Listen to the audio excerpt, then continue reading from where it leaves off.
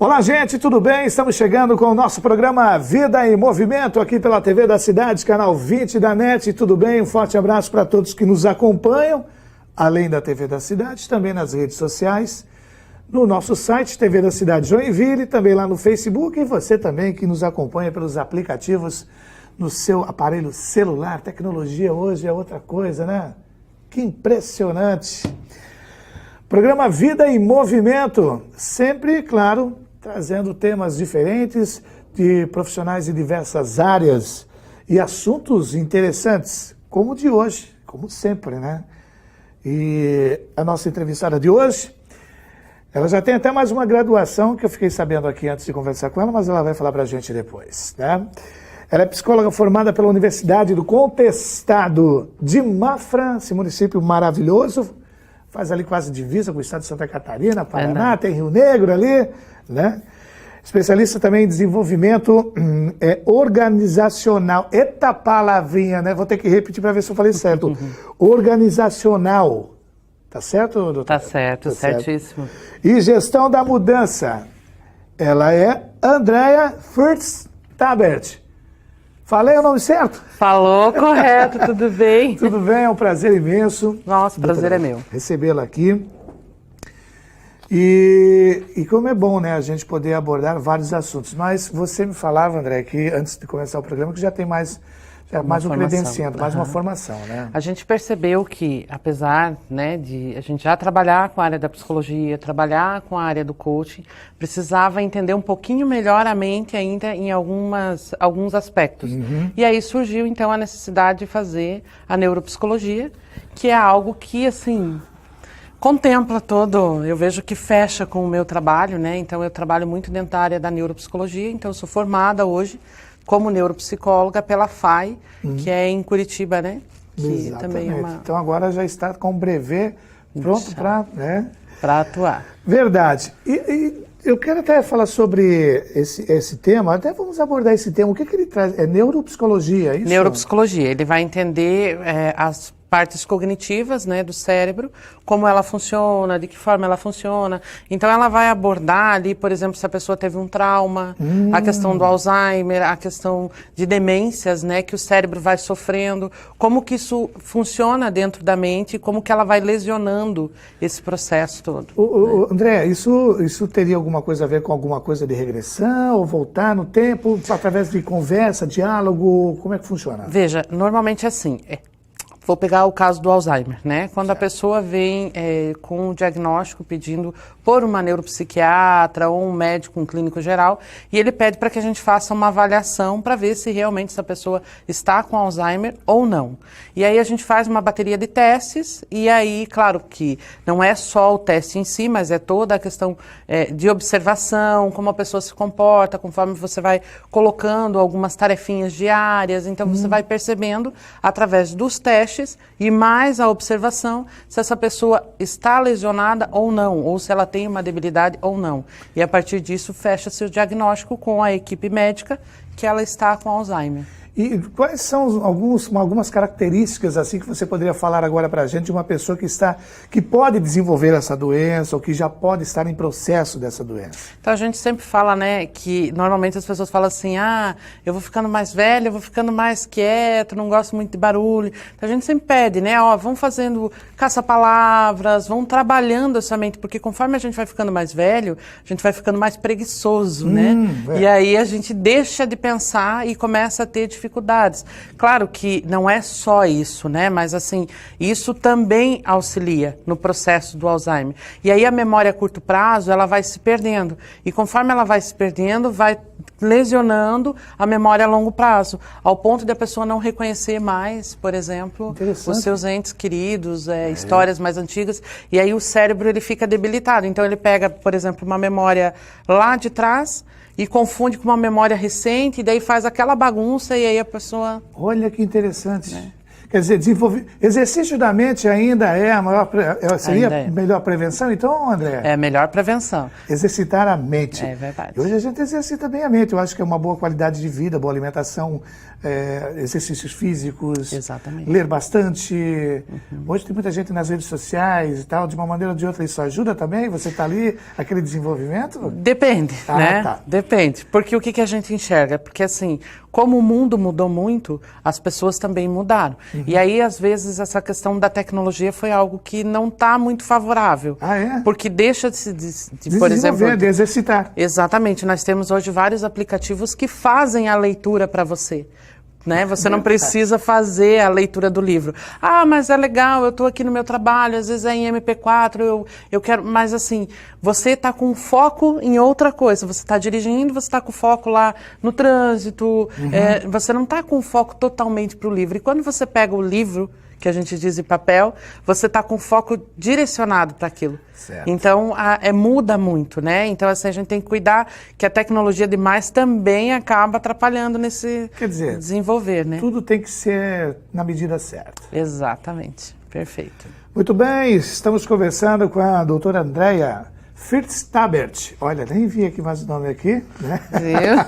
A gente vai decorando aqui, em breve a gente vai ter... Né? Ela vai estar com a gente aqui no nosso canal da TV da Cidade, certo? Verdade, doutora? verdade. Depois a gente vai falar no último bloco aqui. Deixa eu fazer uma pergunta importante, doutora Andrea, sobre depressão. Então, o mal do século, né? Sim, depressão. Porque é impressionante, né? Às vezes as pessoas acham que estão depressivas, mas às vezes pode não ser, pode ser outro tipo de problema, mas eu queria que você entrasse bem nesse assunto, já direto, o que vem a ser a depressão. Então, quando a gente chega num diagnóstico de depressão, normalmente a gente fala assim, o relato do paciente em si, pelas características que ele vai relatando, sofrimento, se tem angústia, se não tem angústia, se deixou de fazer coisas prazerosas no dia que antes era normal ela fazer, agora não faz mais, se ela está com o pensamento muito acelerado, se ela consegue dormir. Então, basicamente, vem dos relatos do paciente, né, ou do cliente, conforme a abordagem. Mas, o que acontece? Como ela não é algo palpável, e não tem como se medir quem tem mais e quem tem menos, muitas vezes ela é tida como algo normal e viver em sofrimento. E, na verdade, não é, né? E aquilo vai gerando um círculo tão vicioso que a pessoa, quando ela se percebe, já é tarde demais. Por quê? Porque ela começa a ficar impulsiva. Conforme eu vou ficando mais depressiva, eu vou tendo impulsividade ao ponto de cometer o suicídio, por exemplo. Nossa! Então as pessoas falam assim, mas estava tudo bem, ele estava super tranquilo. Estava alegre, tava esteve alegre. aqui, fizemos uma festa ontem, saiu daqui super animado, mas não sabia o que estava acontecendo, digamos, por dentro da mente da pessoa. Exatamente, e como eu te disse, não é palpável, então muitas vezes ela é confundida com preguiça, vou usar como título popular, né? Sim, claro. As pessoas falam assim, pega lá uma enxada e vai trabalhar, vai cortar uma grama, tá depressivo, vai pescar, mas às vezes aquilo não é o suficiente, porque a pessoa não consegue pedir o socorro, porque ela vai se acostumando com o estado depressivo, e aí ela vai ficando nessa característica que leva, como você colocou, a depressão, ela se acostuma com esse estado e vai ficando bem, só que o ficar bem não é ficar bem, porque ela está mal, ela precisa de ajuda, ela precisa desse olhar. Então, são algumas características que a gente sempre avalia, né? Por exemplo, se ela deixou de fazer coisas que normalmente eram normais com a família, por exemplo, no dia a dia em casa, né? Nota-se que a mulher antes era extremamente organizada, agora não faz mais nada, ou acaba muitas vezes esquecendo de coisas que são corriqueiras, como, por exemplo, assim, vou fazer o mamar da criança. Não fez no horário que a criança precisava, e aí são pequenas coisinhas que você vai percebendo que não está legal. E aí, fora isso, tem problemas intestinais, pode acontecer dores de cabeça crônica, então ela se confunde muito com a ansiedade. Só que, veja, a ansiedade já é um processo que as coisas não estão legais, e aí, conforme eu vou me acostumando, eu vou ficando depressiva. Nossa! Então, é um círculo. Mas e diz uma coisa, doutora Andréia, isso abrange hoje mais os homens, né, segundo estudos, relatos, ou as mulheres, ou existe aí um número aí meio equilibrado aí? Veja que, segundo a Organização Mundial de Saúde, a depressão era para ser diagnosticada em 2020 como a doença do século. E ela já foi. Antes disso, né? Ela já foi em 2011, se eu não me falha a memória, ela já foi diagnosticada como a doença do século. Por quê? Porque, como eu disse, ela não é palpável, então as pessoas vão se acostumando, né? É normal ficar sofrendo. E aí as pessoas não entendem que não é normal você chegar em casa, não ter um abraço da mulher, ou não ter um olhar do filho. E aí vem essa questão do ter que ser, ter que... E o pensamento fica acelerado, e eu vou ficando nessa situação, e aí quando eu percebo... André, você falou muito bem, às vezes a situação, às vezes pode ser uma situação particular, pode ser uma situação, vamos lá... De trabalho. Trabalho, emocional, relacionamento, financeiro. Pode. E isso, às vezes, a pessoa vai alimentando aquilo ali e isso, às vezes, pode levar ao suicídio. Pode. Pode, né? Porque pode. A pessoa se vê perdida.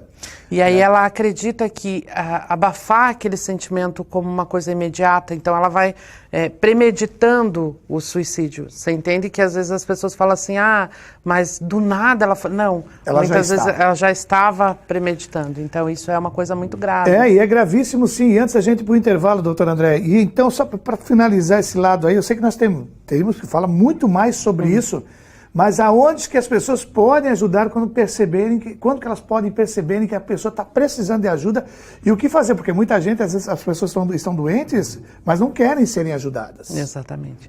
Então, assim, normalmente quando a gente fala de ajuda, né? Hoje nós temos o Setembro Amarelo que fala justamente sobre essa prevenção do suicídio, até por essa questão da ansiedade e depressão. Mas a gente sempre fala, olha, presta atenção, dores musculares, enxaquecas, né? Intestinais são problemas que a pessoa tem. A intolerância à lactose, que é bem comum agora ver em pessoas depressivas, elas começam a ter do nada intolerância à lactose, mas na verdade não é do nada. É um processo, o corpo vai te falando. A psoríase, outros sintomas que são bem característicos da ansiedade, mas que levam a pessoa a estar mais depressiva, né? Então todas essas características são algo que você tem que ficar atento. E claro, vale lembrar que se você vê uma pessoa em sofrimento, você precisa saber se você está capacitado para ajudar, porque muitas vezes eu vou fazer uma escuta, mas eu vou fazer uma escuta com julgamento, que é aquilo que eu te falei. Claro. Aí a pessoa vai querer me contar ou vai querer se abrir, e aí eu já... mas... Pronto, então eu já interfiro no processo. Na intenção de querer ajudar, a inexperiência acaba atrapalhando, né? Porque não tem experiência. Nesse caso, tem que buscar um profissional correto formado. O ideal seria um profissional, ou nós temos hoje vários canais, né, telefones que você pode ligar, que são pessoas qualificadas para ouvir aquela pessoa, porque existe uma diferença entre ouvir e escutar, né? Verdade. Então a gente precisa ter isso bem claro. E aí essas pessoas podem fazer esse suporte. Só que, claro, como a gente falou do estado depressivo ao ponto do cometer o suicídio, a gente precisa se atentar a isso, que muitas vezes essas pessoas não vão pedir ajuda, e elas não vão saber pedir ajuda, e cabe a você levar ela para esse lugar ou dar um jeito de chegar até essa pessoa. Então, ficar sempre atento em volta das pessoas que vivem com a gente, principalmente na família, né? Pessoas que deixam de fazer algumas coisas que antes estavam sempre querendo fazer. É complicado, bem complicado. E é o mal do século, né?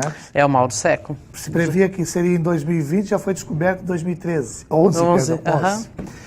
Muito bem, programa Vida em Movimento, conversando com a psicóloga Andrea First-Tabert. Ela é de São Bento do Sul, né? São Bento do Sul. São Bento do Sul. Daqui a pouco a gente vai pegar o telefone, contato dela e tudo mais, porque o programa não terminou. Nós temos somente só um intervalo rapidamente e já voltamos conversando com a psicóloga Andrea First-Tabert, entre outras, né, informações que ela tem, que ela já falou aqui, mas ela vai repetir depois. É um instante só.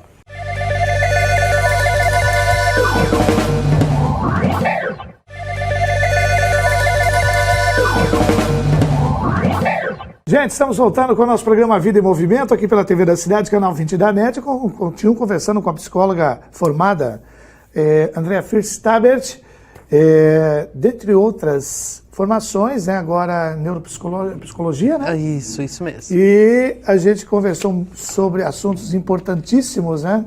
No primeiro bloco, lembrando que toda essa entrevista está lá no nosso canal do YouTube, no site TV da Cidade Joinville, e daqui a pouco ela vai passar o contato dela também. E eu quero, inclusive, chamar a atenção aqui que a Andréa estará agora, no início de 2019, estreando o seu programa aqui na TV da Cidade. E eu posso garantir para vocês que não vai faltar assunto, gente. Verdade. Pauta é o que não vai faltar. Vou falar algumas aqui. Limites entre castigo e educação, limites para crianças e adolescentes, medos infantis, bullying, terceira idade, mercado de trabalho, aposentadoria, pedofilia, dependência de crack, que é o câncer da droga e é o câncer da sociedade mundial. Verdade. Tem tanta coisa aqui, gente, que nós iríamos levar um dia para debater o programa. Mas vamos lá, eu quero entrar no assunto que vai ser o carro-chefe do programa dela. Relações amorosas. Verdade, nós vamos falar sobre... É complicado, né? A vida 2 hoje... eu digo no assim... conjunto, né? No conjunto, todo. Né? E é onde a gente mais cresce, né? Porque realmente, sozinho, muitas vezes eu tenho muitas limitações. Mas quando eu tenho que conviver com outra pessoa e me adaptar à vida da outra pessoa, é uma coisa que acaba esbarrando em crenças, em dificuldades, em sabotadores. E aí a gente começa a pensar, opa, eu vou ter que abrir mão, vou ter que ceder, vou ter que aprender a trabalhar e conviver com tudo isso. Nesse meio, assim, vamos falar da relação a 2. Às vezes o lado submisso, e não é só da parte dela, porque também pode ser da parte dele. Sim. Até que ponto, André, isso prejudica o relacionamento? Porque, no meu entender, e eu sou leigo, por isso que eu estou perguntando, eu acho que o lado submisso, quando existe, de você aceitar tudo, de você ficar quieto com tudo, não que você vai ter que sair desbravejando, brigando, quebrando, mas você aceitando tudo, absorvendo tudo, esse lado submisso no relacionamento, isso até que ponto pode prejudicar tanto ele quanto ela? Veja, como você trouxe o submisso, né? Primeiro de tudo, tem vários tipos de casais, né? A gente entende que dentro da psicologia a gente classifica, principalmente dentro da minha abordagem, que é sobre relações, né? Ela fala que existem alguns tipos de casais, né? E quando eu sou submissa, para mim ser submissa eu preciso ter um comandante. Uhum. Então isso é o estilo da relação. Então quando a gente fala disso, não cresço eu, não cresce ele, ou vice-versa. Né? Então, para existir um submisso tem que ter um comandante, para existir um comandante tem que ter um submisso. Então, quando o casal entende que a relação amorosa flui dessa forma, eles precisam caminhar juntos. Então, numa escala, vamos pensar assim, numa escala de 0 a 10, se ela é submissa e ele é comandante, digamos assim, ou ele é o chefe, enfim, nós estamos falando de dificuldades, não estamos? Claro. Estamos falando que ela é uma e ele é outra. Mas são polos opostos, mas a gente precisa entender que é uma coisa só, é dificuldade. Então, automaticamente, a gente vai ter que trabalhar a dificuldade para que eu possa auxiliá-lo e ele possa me auxiliar, para que juntos a gente consiga construir, então, um padrão desse casal para que seja uma coisa prazerosa para ambos, né? E até porque eu sempre brinco, né, que para brigar tem que ter habilidade, porque se não for para crescer, não vale a pena ficar brigando, né? É por aí. Né? Então... Olha, e tudo sobre isso e outros assuntos sobre relacionamentos amorosos, que é um campo bastante... Né? Bem amplo. Bem amplo. Vocês vão ter, a partir de 2019, agora em janeiro, já com o programa da André. Não me pergunte o nome, porque nem ela, nem a produção que é a Cibele, né, me autorizou a falar. Então vamos deixar em off, mas que o programa tem pauta, tem. Por exemplo, se fôssemos ficar falando sobre esse assunto, também iríamos levar horas aqui conversando sobre relacionamentos amorosos. Vamos outro aqui, ó, que eu escolhi aqui, que eu achei interessante. Medos infantis. As crianças, né? Então, hoje a gente percebe que as nossas crianças estão cada vez mais ansiosas, né? O pensamento acelerado. Uhum. E eu acredito até que, falando de criança, esse é o maior maior dificuldade deles hoje. Muito estímulo, e aí se perde um pouco, porque o que a gente enxerga na família, no sistema familiar? O sistema ele tem que ajudar essa criança a passar pelas suas fases de uma forma mais tranquila. E o que acontece? Eu estou tão preocupada em dar tudo para essa criança, para que ela tenha o melhor estudo, os melhores amigos, as melhores roupas, e não é por mal, mas esse é um processo que eu faço, muitas vezes eu perco de estar com ela num momento de qualidade, num momento... E aí a criança começa a ficar acelerada, com um pensamento mais acelerado, e aí ela fica em função dessa busca interior, que é algo que não supre, porque o pai e a mãe não... Não deixa, é como se estivesse dentro de uma bolha, estivesse naquela super proteção de tudo aqui no start, busca, faz, tá aqui, leva.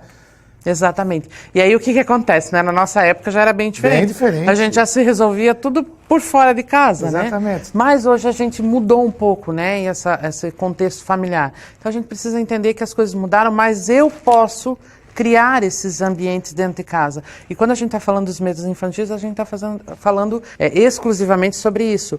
Porque o que acontece? As crianças, elas deixam de brincar, deixam de ser crianças e se tornam pequenos prodígios, pequenas crianças com outros desenvolvimentos que não necessariamente precisava acontecer naquele momento. Só que, veja, para ele chegar ali, ele teve que pular algumas etapas. E essas etapas são necessárias para que ele tenha uma maturidade lá na frente, né? E quando a gente está falando desses medos, é justamente nessa falha que acontece nesse sistema, por ele ter pulado, que aí ele não sabe lidar com essas situações. Sim. E acaba, então, desenvolvendo pânicos, terror noturno. Claro que se fosse para mim falar sobre terror noturno, já seria um outro programa, mas a gente tem terror noturno, ansiedade, os medos que a gente vê constantemente nas crianças. E até pela questão do ensino, né? Hoje em dia se cobra muito algumas coisas e se deixa de focar em outras. Então a gente tem aí vários, aqui daria só nesse pedaço vários programas, sim, né? Sim. Mas é mais ou menos dentro disso. Então a gente percebe que, como um todo, a gente precisa entender o todo, não só um pedaço. Porque muitas vezes os pais chegam e, meu filho tem problema com isso. E aí ele acaba focando só naquilo, mas tem todo o resto em volta. Ou seja, um degrau de cada vez. Exatamente. E aí vem a maior dificuldade, porque é difícil pra gente, né, reconhecer como pais, e eu digo porque sou mãe. Sim, também. Né? Falo que eu sou mas pai. eu também tenho falhas, mas eu também preciso fazer, mas... Porque a gente tem tão entendido na nossa mente que eu estou fazendo o que é bom, que aí eu não foco que está falhando. E aí eu fico lá, não, mas eu estou fazendo o que é bom. E tento justificar. Só que aí eu deixo falhas também, né? Como pais, eu também deixo falha nesse processo. Então, cabe a mim fazer essa reflexão e ver aonde que eu posso auxiliar. Porque às vezes o diagnóstico é só um diagnóstico, mas o processo da mudança acontece quando eu decido que eu vou fazer diferente, né? Certo, então o correto é você deixar a criança ser criança no tempo certo, claro, você observando, fazendo o acompanhamento, não é verdade? Sim. Mas também deixar essa criança conhecer as situações, saber o que é o certo e o que é errado, tem que ser ponderado também da maneira como vai se cobrar também, né? Porque às vezes você, sem querer, acaba impondo um medo na criança e aquilo pode virar um trauma lá na frente. Não sei se isso... Sim, com certeza. É isso? Né? Pode. E aí, assim, uma fala, um movimento. E veja, como eu te falei, quando a gente era criança, o medo, ele não era algo que me limitava. Ele era algo que me desafiava a fazer coisas diferentes. E hoje, quando a gente fala, a gente diz, Deus o livre, se você fizer isso, acho que eu tenho... Entendeu? Então, Exatamente. Olha só, é bom quando a gente conversa com alguém que sabe se expressar, né? Sabe conversar com a gente, né? Que legal. Doutora Andréia First-Tabert. São Bento do Sul, seu escritório, sua clínica fica lá onde, em São Bento do Sul? Ela fica no centro de São Bento, fica na rua Felipe Schmidt, 246, em cima da Ótica Rolf. Então é bem no centro da cidade, bem fácil o acesso, ali. Atendimento de segunda a sexta-feira? De segunda a sábado. Sábado, doutora? Porque a gente tem alguns cursos, né? Que a gente ministra nos sábados para pais, para escolas, então acaba acontecendo no sábado também. Perfeitamente. E o contato lá, doutora? É o 99650-7185. Eu poderia até passar o fixo, mas como a gente está sempre Em movimento é mais fácil. Hoje com o WhatsApp, né? A gente falou agora há pouco no primeiro bloco, né? Tecnologia. Ajuda, né? Ajuda. Então é o 47, é o código de área, né? Isso, 47 996 50 7185. Muito bem. Estreia agora em 2019, já no início, um programa que vai falar... Gente, olha, tem tanta coisa aqui interessante, reações agressivas, esquizofrenia. Nossa! É um programa que... Psicologia da adolescência, relações de pais e filhos. Eu tive que escolher aqui alguns temas, mas assim, ó, eu iria até convidá-la, mas como ela vai voltar aqui no programa, mas como ela vai ter o programa dela, eu vou ser mais um telespectador, né? Então eu vou acompanhar. Ai, que bom. Eu quero agradecer, Andréia, você, né, a nossa entrevista já era para ter acontecido algumas 2 semanas atrás, mas em virtude de problemas particulares, a gente acabou fazendo agora, no final do ano, mas nunca é tarde para se fazer. E eu tenho certeza absoluta mesmo, que vai ser um grande sucesso o seu programa aqui na TV da Cidade, bem como também nas redes sociais, e pode contar com a gente, estamos à disposição também. Que bom, obrigada, né? Seja muito bem-vinda. Obrigada. Obrigado. E olha, gente, tem assuntos que chamam a atenção, mas isso a gente vai saber com calma e tranquilidade 2019, quando a doutora Andréia Fritz-Tabert irá estrear aqui com o seu programa. De um todo, eu acredito que vai abordar muito a psicologia, no todo. Verdade. Mas o nome, pautas, eu não posso falar nada, não estou autorizado, só sei que vai ser aqui na TV da Cidade, canal 20 da NET. Um grande abraço e até a estreia, hein? Estaremos aqui acompanhando. Obrigada. Tá afim de rever essa matéria? Entre lá no nosso site TV da Cidade Joinville, tá bom? E também no nosso canal do YouTube, procure lá o ícone programa Vida em Movimento com o Vander Luiz, ou ainda também no Facebook, para você poder compartilhar com as pessoas. Muito obrigado pelo carinho e atenção de todos. E até o próximo programa. A gente se vê. Tchau, gente.